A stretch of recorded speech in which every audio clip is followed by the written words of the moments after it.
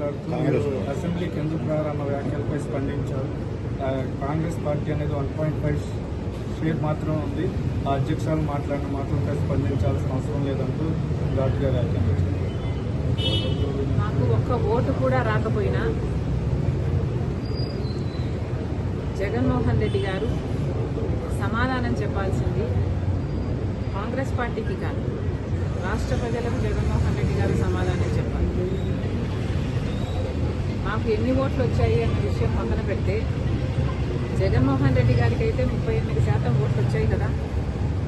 జగన్మోహన్ రెడ్డి గారి పార్టీకి 11 సీట్లు అయితే వచ్చాయి కదా. మరి ఎందుకు అసెంబ్లీకి వెళ్ళటం లేదు?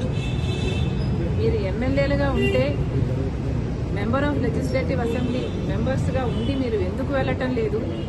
వెళ్ళటం లేదు కాబట్టి రాజీనామా చేయండి అని మేము డిమాండ్ చేస్తే ఆ ప్రశ్నకు సమాధానం ఇవ్వకుండా మేము ఇన్సిగ్నిఫికెంట్గా అన్నట్టు మాట్లాడారు జగన్మోహన్ రెడ్డి గారు. జగన్మోహన్ రెడ్డి గారికి సూటి ప్రశ్న, మాకు ఎక్కువ ఓట్లు రాలేదంటున్నారు. సరే, మీకు 38% ఓట్లు వచ్చాయి. మరి వచ్చి కూడా మీరేం చేస్తున్నారు? దాంతో 11 సీట్లు గెలిచి కూడా మీరేం చేస్తున్నారు? దాంతో మీకు మాకు ఏమిటి తేడా?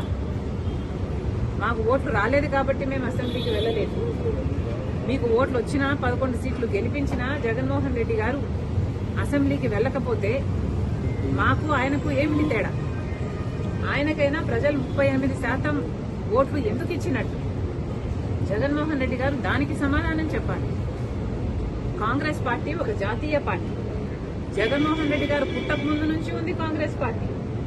అలాంటి కాంగ్రెస్ పార్టీని ఈరోజు చిన్న చేసి మాట్లాడుతున్నారు. ఏ కాంగ్రెస్ పార్టీ అయితే రాజశేఖర రెడ్డి గారు సేవ చేశారో, ఏ పార్టీలో అయితే రాజశేఖర రెడ్డి గారు ముఖ్యమంత్రి 2 సార్లుగా అధికారం చేపట్టి ఆఖరికి తన ప్రాణం కూడా ఏ పార్టీలో అయితే త్యాగం చేశారో ఆ కాంగ్రెస్ పార్టీ గురించి జగన్మోహన్ రెడ్డి గారు చాలా చిన్న చేసి మాట్లాడారు. అయా జగన్మోహన్ రెడ్డి గారు, మీరు పుట్టక ముందు నుంచి ఉంది కాంగ్రెస్ పార్టీ. అలాంటి కాంగ్రెస్ పార్టీ గురించి మాట్లాడే అర్హత మీకు లేదు. మీరు మాట్లాడదలుచుకుంటే మీ పార్టీ గురించి మాట్లాడండి, వైసీపీ గురించి మాట్లాడండి. వైసీపీ ఏం చేసిందో చెప్పండి. మీరు పూర్తి మద్యపాన నిషేధం అని చెప్పి మోసం చేశారు. రైతులకు 3,000 కోట్ల ధర స్థిరీకరణ నిధి ఇస్తాము ప్రతి సంవత్సరము అని మోసం చేశారు. మెగా డిఎస్సీ అని మోసం చేశారు. ఆఖరికి పోలీసుల్ని కూడా మీ ఇంటి కుక్కల్లాగా బిస్కెట్లు వేస్తే పనిచేసే మీ యంత్రాంగంలాగా మీరు వాడుకొని ఆఖరికి కాదంబరి కేసులో అయినా చూసాము. ఎంతో మందిని డోర్ డెలివరీ చంపేసి డోర్ డెలివరీ చేయడం చూసాము. మీ అరాచకాలను, మీ మాఫియాలను జనాలు తట్టుకోలేక మిమ్మల్ని ఓడించారు. ఒకప్పుడు ఏ రాజశేఖర రెడ్డి గారి కొడుకుకైతే అవకాశం ఇవ్వాలని 151 సీట్లను మీకు ఇచ్చారో అదే ప్రజలు మిమ్మల్ని ఓడించి 11 సీట్లు మీకు ఇచ్చారు. అంటే ఎందుకు ఇచ్చారో ఆలోచన చేయండి. ఆ 11 సీట్లు కూడా మీరు గెలిచిన ఎమ్మెల్యేలుగా ఉండి మీరు ఎమ్మెల్యేలుగా అసెంబ్లీకి వెళ్ళకపోతే మీరు ఎందుకు గెలిచారో ఆలోచన చేయండి. మేమేమీ గెలవలేదు. సరే, ఎందుకు గెలవలేదు?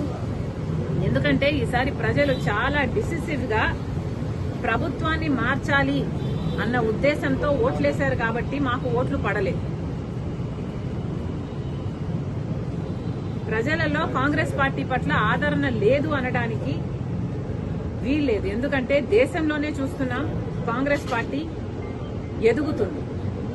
కాంగ్రెస్ పార్టీ ఓడిపోకుండా